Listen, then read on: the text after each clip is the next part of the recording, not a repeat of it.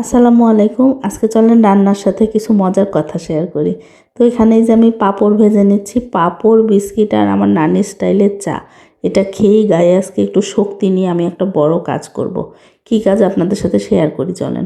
কিছুদিন আগে ওই যে চিড়া ভেজে বলছিলাম না আমার হাজব্যান্ডের ক্ষেতের ধানের চিড়া। তো আসলে কথা কিন্তু ওটা সত্যি।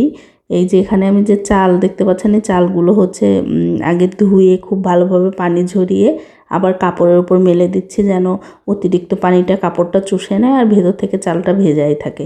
তো মেশিনে এগুলোকে আর কি গুঁড়া করব। তো আমার হাজব্যান্ডরা ওরা হচ্ছে ওর ফ্রেন্ড সার্কেল মিলে ময়মনসিংহ সদরে 55 শতক জায়গা কিনছে।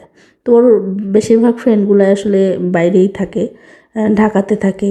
তো যাই হোক, আমরা 3জন হচ্ছে ময়মনসিংহ থাকি।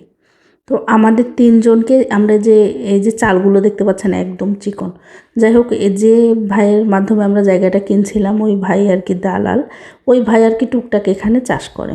তো 55 শতক জায়গা তো অনেক বড়। তো মাঝে মাঝে আমাদেরকে সে এটা ওটা দিতে চায়, আমরা নিতে চাই না। তো উনি আসলে জোর করে এগুলো বাসায় দিয়ে গেছে। তো সেই চাল আসলে গুঁড়া করে আমি পিঠা বানাই খাওয়াইছি আমার হাজব্যান্ডকে। এই যে তেল পিঠা, ভাপা পিঠা। এর পিছনে একটা কারণ আছে, মানে আমার হাজব্যান্ড মাঝে মাঝেই বলে যে তো সারাদিন যে বলো কাজ করো কাজ করো, সবচেয়ে বড় কাজ হচ্ছে ওই যে ফসল থেকে ধান থেকে চাল করা এগুলো। তা আমি তখন ওকে বলি যে আপনার মা কি এই কাজ করছে?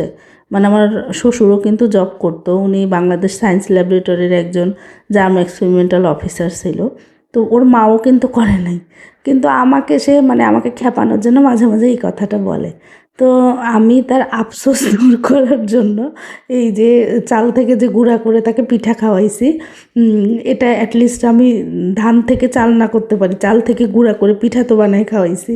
তো এই হচ্ছে কথা। তো ভিডিও কেমন লাগলো অবশ্যই কমেন্ট করে জানাবেন। সবাই ভালো থাকবেন। আজ এই পর্যন্তই। আল্লাহ হাফেজ।